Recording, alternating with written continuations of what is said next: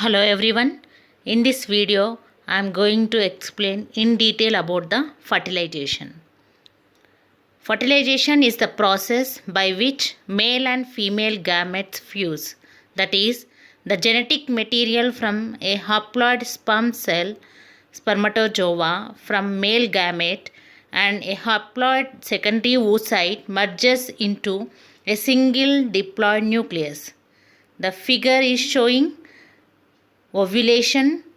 After ovulation, secondary oocyte is taken by the fimbriated end of the fallopian tube and it reaches to the ampullary portion of fallopian tube.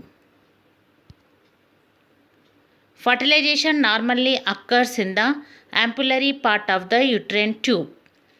It is the longest and widest part of the fallopian tube. Within 12 to 24 hours after ovulation. Sperm can remain viable for 48 hours after deposition into the vagina. Although a secondary oocyte is viable for only 24 hours after ovulation.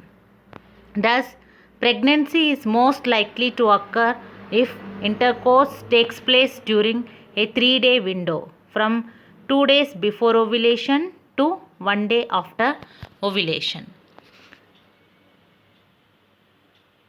For fertilization to occur, a sperm cell must penetrate 2 layers of the secondary oocyte.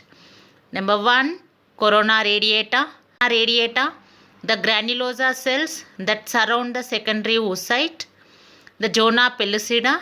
It is a clear glycoprotein layer between the corona radiata and the oocyte's plasma membrane. Spermatozoa are not able to fertilize the oocyte immediately arrival into the female genital tract. The trip from cervix to oviduct requires a minimum of 2 to 7 hours and sperm must undergo 2 reactions. Number 1, capacitation. During this time, a glycoprotein coat and seminal plasma proteins are removed from the plasma membrane that overlies the acrosomal region of the spermatozoa by secretions in the female reproductive tract. Only capacitated sperm can pass through the corona cells and undergo the acrosome. Next is the acrosomal reaction. Acrosome reaction occurs after binding to the zona pellucida. It is induced by zonal proteins. This reaction culminates in the release of enzymes needed to penetrate the zona pellucida, including acrosin and trypsin-like substances. So this image is showing that acrosomal reaction.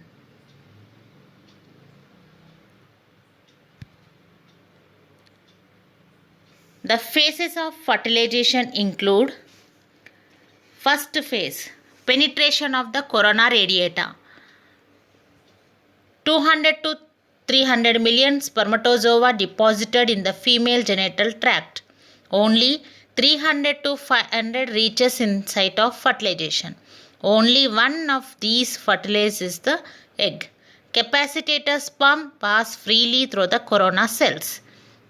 Phase 2, penetration of the zona pellucida. And phase 3, fusion of the oocyte and sperm cell membrane. Once a sperm cell enters a secondary oocyte, the oocyte must complete meiosis II. In female, after birth, female gamete contained at the secondary oocyte stage. So there is an incomplete meiosis II taking place. So complete meiosis II taking place after fertilization. It divides into a larger ovum and a smaller secondary polar body that fragments and disintegrates. The nucleus in the head of the sperm develops into a male pronucleus and nucleus of the fertilized ovum develops into female pronucleus. After the male and female pronuclei form, they fuse producing a single diploid nucleus that contain 23 chromosomes from each pronucleus. Thus, the fusion of the haploid pronuclei restores the diploid number of 46 chromosomes. The fertilized ovum now is called zygote.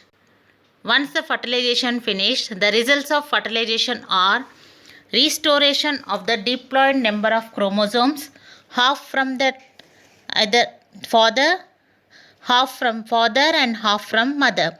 Hence, the zygote contains a new combination of chromosomes different from both parents. Number 2. Determination of the sex of the new individual. An X-carrying sperm produces female XX embryo and Y-carrying sperm produces male XY embryo. Hence, the chromosomal sex of the embryo is determined at fertilization. Third, initiation of the cleavage. Without fertilization, the oocyte usually degenerates 24 hours after ovulation. So, these are the events. Thank you for listening.